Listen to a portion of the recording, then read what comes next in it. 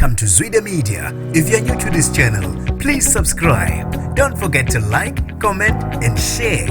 Here's a new video for today. Enjoy.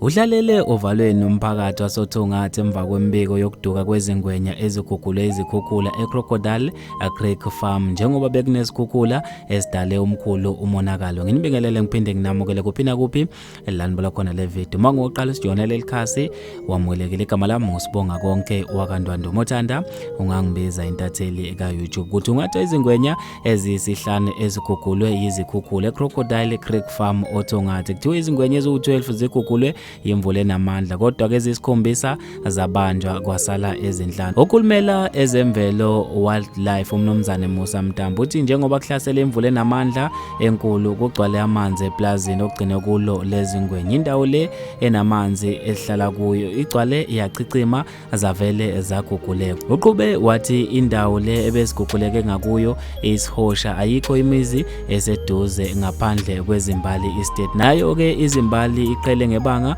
elilinganiselwa kumakhilomitha amahlanu. Ngakho ke asikhathaze kakhulu ngokuthi zingaba nomngozi noma zifinyelele kalula kubantu. Kuchaza yena uMtambo uthe abazokwenza konke okusemandleni okubamba zona lezingwenya esidukile ukuthi ke zingagcini ziphumele ngaphandle kubantu othongathi bese kwenzeka umonakalo. Uqhube wathi uma abantu kwenzeka bezibona lezingwenya ucela ukuba baxhumane nabaseplazini noma bashayele amaphoyisa ngokukhulu ukusheshsha. Wathi ngicabanga kodwa ukuthi ke bengahlaselwa izingwenya uma zingaphandle kwamanzi ngoba azibi nabo ubungozi. Wabe senxusa abantu ke ukuba mabawuhlabe bewulawule. Bafethu ke senuzwile umbiko nenze njengoba niceliwe. Mina njengentatheli ka YouTube sengiphuma kanje. Ungakhohlwa ukusilandela ekhasini lika Instagram @zwide_media. Ungibambeke evidweni elandelayo.